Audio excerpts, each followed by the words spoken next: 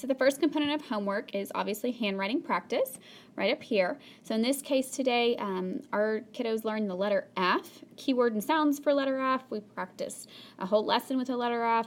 So, you know, the strokes and how they form the letter in cursive will always be right here as a guide. So you can see we've done this.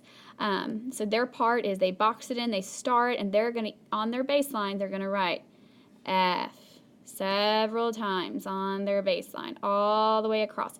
The important part of when they are actually forming the letter, they need to say it. They need to name and write is how we say it, name and write. So if they're doing F and they're just sitting there quietly and doing it, I say name and write, because they need to connect those dots in their brain that they are writing the letter F. So they'll say F, F, F, all the way through. Instant words, each day it will either be columns, rows, phrases, or sentences. It's important to mix up how the instant words are presented. So I've given you an example of columns here. Your child will know which column to read if they haven't already noted it. Usually the procedure in class is column 1, I read to them, column 2, we read together, and column 3, one child will read, column 4, the other child will read, and just depending on how many children are in your group will determine what column they have for homework. But it will be clearly noted, but I wanted to give you an overview of instant words. Next is coding and reading of words. It is pretty explanatory. Your child will know which one to do if it's not already marked. It's essentially just our special code marks that we learn in MLI to help us attack and decode words. Here's an example from an earlier lesson of when you have a vowel and a closed syllable, it's short, you code it with a breve. That is just one of the first code marks that we learn. As your child continues farther into the program, they will be coding everything with all kinds of awesome code marks. So just be on the lookout for this section of the homework. These are our RAP pages, R-A-P, repeated accurate practice. Your child has boxed in. You can see this child here has followed my instructions just perfectly. We go do the top half in class, and then at the bottom we box in our star homework. You're going to read from left to right. Your child will read from left to right, rather, in rows, and your job is, as the parent, to correct them immediately if they make a mistake. Don't make a big deal about it. Just say, let's say, for example, your child says, wid instead of win. So if they're reading along and they say wid, you just say, oh, that's win, and you just move on to the next one, not a big deal. So for this example right here, your child would say win, wit, hid, ham, hat, hip, fan, van, hid, wit, ham, van, tab, hit, fan, tab, hip, hat, win, hit. And they need to be touching and naming those words. Put their finger on the words as they read. So if your child is in book 3 or beyond in Take Flight, they are now in the world of having a rate packet. So this is an example of the rate packet recording sheet that you'll get along with lists of words and phrases. It's rate packet number 1. Your child will bring home whatever one they're working on, but I'm just using this as an example. It's called the Tan Met. Every time we start a new story, I do what's called a cold timing. You haven't seen this list before, you haven't seen this story before, we're just going to work and see how we read it and see how we do, how many words correct per minute that we get right. And I'm going to have a number right here. The whole point of rate packet is working on that fluency. And fluency, we want to have rate and accuracy. You know, we want to be able to read at a decent pace, but more importantly, we want to be accurate with our words and with our reading. So the point of the rate packet is working on that fluency, that rate and accuracy.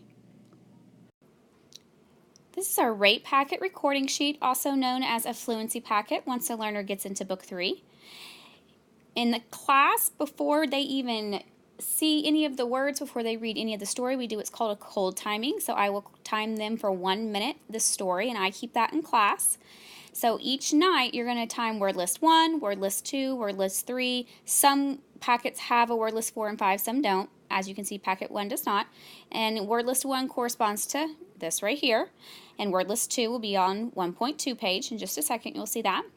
You time your learner for 30 seconds. So you start your timer for 30 seconds. They read from left to right, just like they did on the RAP pages. If they make a mistake, you correct them immediately, but do not stop that timer. You keep timing, correct their mistake, but do not stop the timer. And then you will circle wherever they stopped and date it. Each word is worth 2 points. So basically each row is worth 10 points. So you can see here I gave an example of after 30 seconds I got to the word when. So that is 42 words because it's 10, 20, 30, 42. So I write 42 there. So now we're on 1.2, word list 2, corresponds to this column right here. So here I go again, left to right. I'm going to read all my rows. I have my timer going for 30 seconds, but my timer is still going at 30 seconds and my kid has gotten to the bottom. What do? Do not stop that timer. You go back up to the top and start reading again until your time runs out.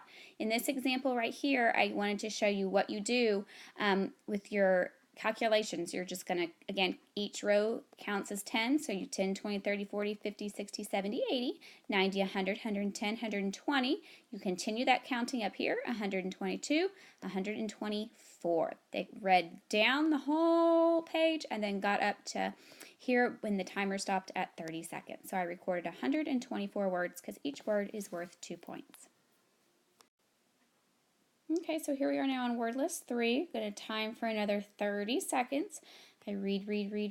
My timer's still going, so you'll see I get to here when I stop. So that's 120, 130, 132, 34, 136. I did it twice, 2 times, date it, and I write that number right here in column 3. So now we have phrases. Phrases column right here. I start at phrase 1, start my timer, I start reading. You'll see that there are numbers corresponding to each row, how many words are in each row. So this one has 3, and then you get 4 more, and that's 7, so forth and so on. My timer goes off at 30 seconds, and I happen to be reading right here. I get to the end of that phrase. You'll see that that is 21 words. This is very important and different with this scoring on phrases. Here, I don't write down 21 in my column. I need to make sure I double that score. So 21 plus 21 is 42. Well, what if I get down to the very end of phrases and my timer's still going? Well, same procedure that we did with word list. We just go back up here and we keep going, and you mark wherever you get. If your timer's going, let's say I get to the word his and my timer goes off and you say stop. Okay, well, I circle his. Okay, and I date that, and I have 42 words plus 2 words. So that's 44 words plus 44 words would be 88.